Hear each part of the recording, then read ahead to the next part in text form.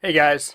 So you may recall that on Monday I made the prediction that for Donald Trump to stand a chance of reclaiming the presidency, he would need to see huge day of election results in his favor, which would cause a big red wave overwhelming the early votes which had favored Biden, and that then later we would see a blue wave which may or may not overcome that red wave as mail-in ballots were counted, particularly in Pennsylvania and a couple of other states which weren't allowed to count their ballots early. And I was happier when it was hypothetical. I think that most of the country thought that on November 3rd we would see a clear winner one way or the other. And Donald Trump, late November 3rd, early November 4th, declared victory based on that in-person voting. And as I predicted, as mail-in ballots have continued to be counted, we're seeing Biden narrow the gap. And I just want to advise everybody, Democrats, Republicans, in between, other, just take a deep breath, in through the nose, out through the mouth. Take some time, be patient. This is the world we live in now. It stands to reason that, of course, 2020 would have the weirdest, most painful election of all time.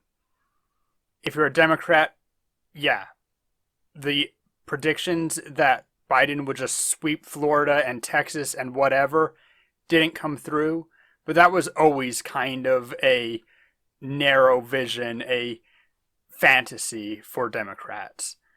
The fact was that it got closer. The Republicans outperformed polls by a major amount. And when we look at polls in the future, we should all really consider that they really were off this time by even more than they were off by 2016, which I personally wouldn't have ever predicted.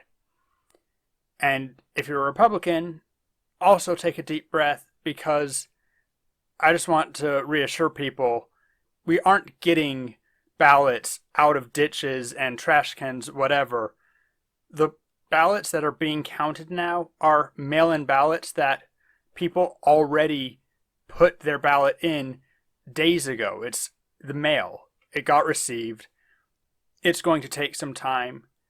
I congratulate all Republicans on having way outperformed polls and doing that in-day voting that pollsters didn't expect. Democrats definitely didn't expect. And if Trump wins, I think that it's a referendum on the fact that Biden ran on being not Trump, and maybe that's not enough. Anyway, I'll be happy when the channel can turn back to a more general philosophy and science, and I do think that politics is philosophy writ large in many ways, so I don't mind doing this kind of video, but it's a weird world. At the end of the day, none of this is going to be decided today or even tomorrow, because no matter who gets the official count and has 270 electors whenever that's decided, you know there's going to be recounts called, and Trump has already put into motion various lawsuits against states to try to get ballots rejected or figure out why he seemed to have been winning but now seems to be potentially losing. It's going to be messy. It's going to take a while. And hopefully, whichever side ultimately loses is able to accept that gracefully.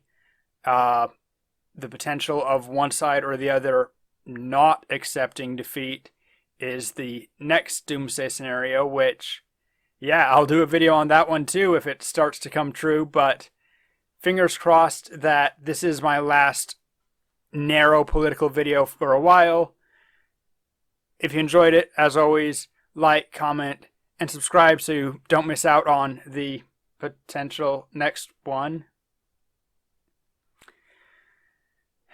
And as always, until next time, see ya.